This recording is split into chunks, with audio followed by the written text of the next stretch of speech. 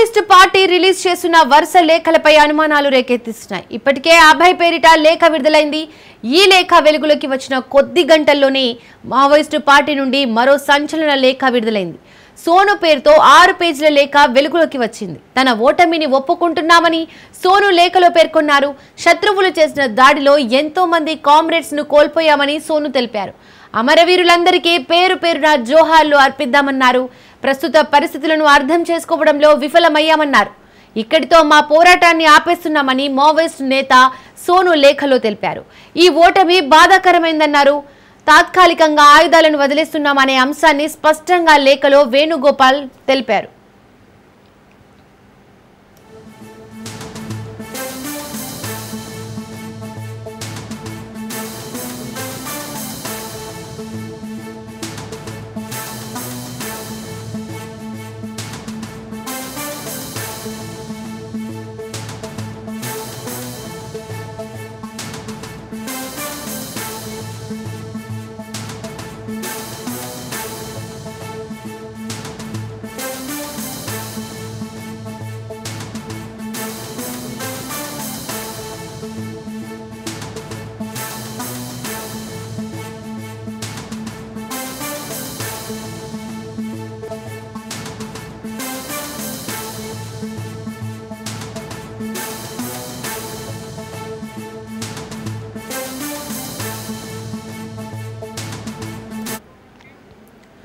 Maoist party release చేసిన వరుస లేఖలపై అనుమానాలు రేకెత్తిస్తున్నాయి.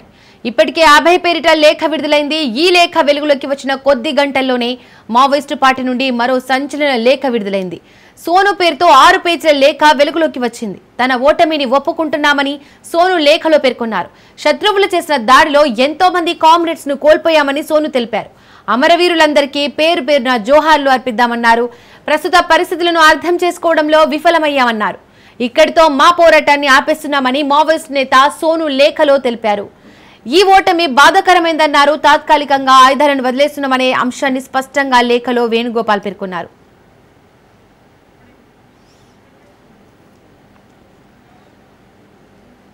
రైట్, ఇక ఇదే అంశానికి సంబంధించి మోర్ డీటెయిల్స్ మా ప్రతినిధి ఉపేందర్ అందిస్తారు. ఉపేందర్, మావోయిస్టులు ఆయుధాలను వదిలేస్తున్నామంటూ కొత్తగా లేఖను విడుదల చేయడం జరిగింది. దీనికి సంబంధించి డీటెయిల్స్ ఏంటి?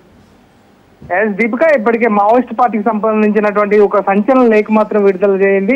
ఏదైతే సోమ అలియాస్ మల్లోజ్ వేణుగోపాల్ పేరుతో కూడా ఈ లేఖ విడుదలైంది. అయితే ఈ 6 పేజీల లేఖపై అటు ఏదైతే ఆ పార్టీకి సంబంధించినటువంటి గుర్తు లేకపోవడం కూడా కొంత విస్మయాన్ని వ్యక్తం చేస్తున్న పరిస్థితి కనిపిస్తుంది. ఇక ఆ లేఖ సారాంశం ఏంటంటే, తమ ఓటమిని ఒప్పుకుంటున్నామని ఆ లేఖలో శత్రువులు చేసినటువంటి దాడులు ఎంతో మంది కామ్రేడ్లు కోల్పోయామని చెప్పేసి అయితే సోమ లేఖ ద్వారా కూడా పేర్కొన్నాడు. ఇప్పటికే అమరవీరులంతా కూడా పేరు పేరున వారందరికీ కూడా ఏదైతే జోహార్లు అర్పిస్తున్నాయి. ఎంతో మంది అంటే ఇప్పటికే మారణకాండ జరిగినటువంటి మారణకాండలో ఎంతో మంది అసూలు బాసారు. కామ్రేడ్స్ కు సంబంధించినటువంటి ముఖ్య నేతలంతా కూడా నేలవారారు. వారందరికీ కూడా జోహార్లు అంటూ కూడా ఆ లేఖలో పేర్కొన్న పరిస్థితి కనిపిస్తుంది. ఏదైతే ప్రస్తుత పరిస్థితులను అర్థం చేసుకోవడంలో కూడా పార్టీ తీవ్రంగా విఫలమయ్యాయని చెప్పేసి అయితే వారు చెప్తున్నారు. ఎందుకంటే ఇప్పుడున్న ఆధునిక సమాజంలో ఏదైతే కొత్త పోకట్లు కావచ్చు, అదేవిధంగా కార్పొరేట్ సంస్థలకు కొల్లగొట్టే విధంగా కేంద్రం అవలంబిస్తున్న విధానాలే తమను అంటే ఇటువంటి దారి తీస్తున్నాయని చెప్పేసి అయితే వారైతే ఈ లేఖ ద్వారా కూడా ఆవేదన వ్యక్తం చేశారు. తమ ఓటమికి బాధాకరమని కూడా వారైతే ఈ లేఖ ద్వారా కూడా తాము అంటే తీవ్రంగా మనోవేదనకు గురవుతున్నట్లు కూడా ఆ లేఖ ద్వారా కూడా స్పష్టమవుతున్న పరిస్థితి కనిపిస్తుంది.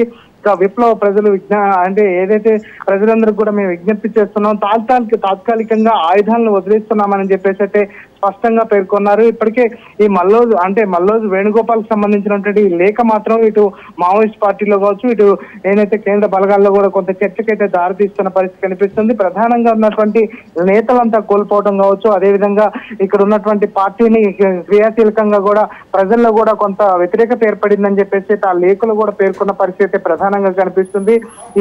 ఈ మధ్య ఇక మా పార్టీకి సంబంధించి ఏదైతే గతంలో కూడా అంటే ముందుకెళ్లే పరిస్థితి లేదు. కీలక నేతలంతా కూడా చనిపోతున్న పరిస్థితి కనిపిస్తుంది.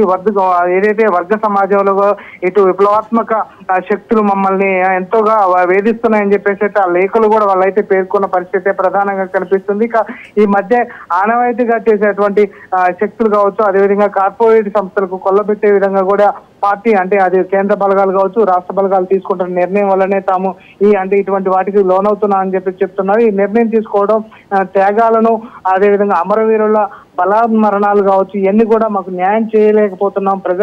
ప్రజల సమస్యలను మేము అంటే ఎత్తి చూపేందుకే తమ ఈ పార్టీలోకి వచ్చాము. ఇక్కడ ఉన్నటువంటి పరిస్థితులు కావచ్చు, ఇక్కడ ఉన్నటువంటి అడవిలో ఉన్నటువంటి సంపదను కొల్లగొట్టే విధంగా చేస్తున్నటువంటి దోపిడీకి మేమైతే కొంత వెనుకడుగు వేయాల్సిన పరిస్థితి కనిపిస్తుంది. గతంలో కూడా ఏదైతే ఉమ్మడి ఆంధ్రప్రదేశ్ ఉన్న సమయంలో కూడా మేము అంటే వెనుకడుగు వేసిన పరిస్థితి కనిపిస్తుంది. కానీ ఎప్పుడైతే ప్రజాస్వామ్యంలో ఉన్నటువంటి అణచివేతకు అణగారిన వారిని తొక్కే ప్రయత్నం చేస్తే మాత్రం ఖచ్చితంగా ఉద్యమం మాత్రం మరోసారి కూడా అంటే ముందుకు వెళ్తుంది. కానీ ఇప్పుడు మాత్రం మేము చాలా ఇబ్బందిగా ఉన్నాం, అది ఆయుధాలను అయితే వదిలేస్తున్నాం అని చెప్పేసి చెప్తున్నారు. అపరాధ భావంతో కూడా మేము ఈ లెటర్ ను కూడా విడుదల చేస్తున్నామని చెప్పేసి సోము అలియాస్ వేణుగోపాల్ ఈ లెటర్ ను విడుదల చేశారు. ఈ లెటర్ లో పార్టీకి సంబంధించినటువంటి గుర్తు లేకపోవడం కూడా కొంత అయితే అనుమానాలకు దావిస్తుంది. ఎప్పుడు కూడా వీరు గౌరవనీయులేదు అనే విధంగా కూడా ఎప్పుడు కూడా సంబోధించిన పరిస్థితి లేదు. ఈ లెటర్ లో పూర్తిగా గౌరవనీయులైన ప్రభుత్వానికి కావచ్చు, అదే విధంగా ప్రజలకు కావచ్చు, ప్రతి ఒక్కరిని కూడా గౌరవిస్తూ తమ అంటే అపరాధ భావాన్ని మాత్రం ప్రకటిస్తున్న పరిస్థితి ఈ లెటర్ ద్వారా తెలుస్తుంది. దీపిక, ఉపేందర్, మావోయిస్టులు తీసుకున్న ఈ నిర్ణయానికి కారణం ఏమై ఉండొచ్చు? ప్రధానంగా ఇప్పటికే ఏదైతే 2026 మార్చి 31 లోపు రాష్ట్రంలోనూ ఇటు దేశంలోనూ మావోయిస్ట్ రైతు దేశంగా తీర్చిదిద్దేందుకు చర్యలు తీసుకుంటున్నామని హోమ్ మినిస్టర్ అమిత్ షా చెప్తున్న నేపథ్యంలోనే ఆ దిశగా కూడా ఇక్కడ ఉన్నటువంటి ప్రభుత్వాలు కూడా ప్రత్యేకంగా ఏదైతే ఛత్తీస్గఢ్, ఒరిస్సా, ఆంధ్రప్రదేశ్, తెలంగాణ, అదేవిధంగా జార్ఖండ్ లాంటి రాష్ట్రాల్లో కూడా పూర్తిగా ఇటు మావోయిస్టులపై కూడా అణచివేత ప్రధానంగా కొనసాగుతుంది. ఈ నేపథ్యంలోనే ముఖ్య నేతలు కావచ్చు, పార్టీకి సంబంధించినటువంటి కీలక నేతలను కోల్పోతున్నాం. ప్రధానంగా ఉన్నటువంటి రిక్రూట్మెంట్ లను కూడా పూర్తిగా నిలువరిస్తున్న పరిస్థితి కనిపిస్తుంది. అమాయకులు మా ద్వారా కూడా ఎంతో మంది అమాయకులు ఇబ్బందులు పడి ఉంటే మాత్రం అదే విధంగా గిరిజనుల వాళ్ళ హక్కులను ఘాటిని సంపదను కాపాడేందుకే మీ ప్రయత్నం అంటే ఇన్ని రోజులు పార్టీలో ఉన్నాం. ప్రస్తుతం మాత్రం మేము ఆయుధాలను వదిలేసేందుకు వెనుకడుగుతున్నాం. ఎందుకంటే మా పేరు చెప్పుకొని అమాయకులను కూడా బలి తీసుకుంటున్న పరిస్థితి ప్రధానంగా కనిపిస్తుంది. ఆ నేపథ్యంలోనే మేము ఈ అపరాధ భావంతో మాత్రం ఈ లేఖను విడుదల చేస్తున్నామని చెప్తున్నారు. నిన్న 3 రోజుల క్రితం కూడా ఒక లేఖను విడుదల చేయడం జరిగింది. మరొక వాయిస్ మెసేజ్ కూడా ఆ పార్టీకి సంబంధించినటువంటి కీలక నేతలు కూడా వెలువరించడం ఆ పార్టీ కొంత సందిగ్ధంలో పడిందని అయితే మనం ప్రధానంగా చెప్పుకోవచ్చు. ఎందుకంటే ఇప్పటికే మరొక 1 year ఉంది. ఖచ్చితంగా 2026 మార్చి 31 లోపు దేశం మొత్తం కూడా అంటే మావోయిస్ట్ రైతు దేశం ఇప్పటికే రాష్ట్రంలో దాదాపుగా దేశం మొత్తం కూడా 12 రాష్ట్రాల్లో మావోయిస్ట్ ప్రభావితం ఉంటే అది మొత్తం 3 అంటే ఈ 2 years లోనే దాదాపుగా 6 రాష్ట్రాలకు పడిపోవడం. ప్రధానంగా ఉన్నటువంటి 6 రాష్ట్రాలు ఏదైతే తెలంగాణ, ఛత్తీస్గఢ్, ఒరిస్సా, జార్ఖండ్ రాష్ట్రాల్లో ఉన్నటువంటి ఈ మావోయిస్ట్ ప్రభావితాన్ని కూడా క్రమంగా తగ్గిస్తూ వస్తున్న నేపథ్యంలోనే ఈ అంటే వారంతా కూడా కీలక నేతలంతా కూడా లొంగిపోవడం కావచ్చు, అదేవిధంగా అసూలు బాయటం కావచ్చు, వీరందరినీ కూడా కట్టడి చేస్తున్న నేపథ్యంలోనే గిరిజనులు కూడా తీవ్రంగా ఇబ్బందులు పడుతున్నారు. ఆ నేపథ్యంలోనే మేము వెనుకడుగు వేస్తున్నామని చెప్పేసి ఈ లెటర్ ద్వారా స్పష్టంగా మనకు తెలుస్తుంది. ప్రస్తుతం మాత్రం ఈ లేఖ మాత్రం అటు అది ఇంటెలిజెన్స్ వర్గాల్లో కావచ్చు, అదేవిధంగా అటు ప్రభుత్వాల్లో కావచ్చు, ప్రజా పాలనలో కావచ్చు పూర్తిగా కొంత చర్చకైతే దారితీస్తున్న పరిస్థితి కనిపిస్తుంది. ఎప్పుడు లేని విధంగా అంటే గతంలో కూడా ఏదైతే తెలంగాణ ఉమ్మడి ఆంధ్రప్రదేశ్ ఉన్న సమయంలో కూడా వారు లొంగుబాటుగా అంటే పూర్తిగా నిరాయుధులు ఉన్నాం, మేము తాత్కాలికంగా యుద్ధాన్ని నిలిపివేస్తున్నాం అని చెప్పేసి చెప్తున్న పరిస్థితి ప్రధానంగా కనిపిస్తుంది. ఇప్పుడు మరోమారు కూడా ఏదైతే గత సంవత్సరం అంటే డిసెంబర్ లో కూడా ఇదే విధంగా వారు మేము శాంతి చర్చలకు సిద్ధంగా ఉన్నామని చెప్పేసి పలుమార్లు లేఖలు విడుదల చేసినప్పటికీ అటు కేంద్రం మాత్రం దానిపై ప్రత్యేకంగా గురి చేసి ఆ లేఖను అంటే నిష్క్రమించిన పరిస్థితి కనిపిస్తుంది. ఆ లేఖను కూడా వారు స్పందించిన పరిస్థితి లేదు.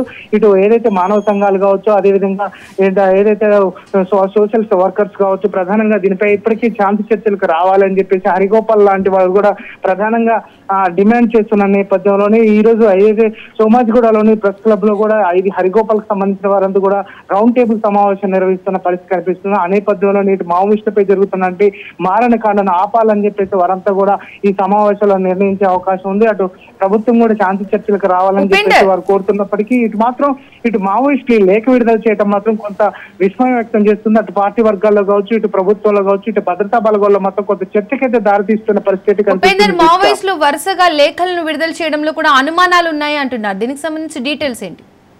ఎస్, ప్రధానంగా ఇప్పటికీ మావోయిస్టులు కూడా ఎప్పుడు కూడా లేఖలు విడుదల చేస్తే ఖచ్చితంగా పార్టీకి సంబంధించిన సింబల్స్ కావచ్చు, అదే విధంగా వారికి అంటే వారి ఏదైతే చేయాల్సినటువంటి కార్యాచరణ కావచ్చు, తీసుకోవాల్సినటువంటి జాగ్రత్తలు కావచ్చు, అదే విధంగా పార్టీకి సంబంధించినటువంటి ఎక్కడ కూడా అంటే దిగజారుగా కూడా ఎప్పుడు లేఖలు విడుదల చేసిన పరిస్థితి కనపడలేదు.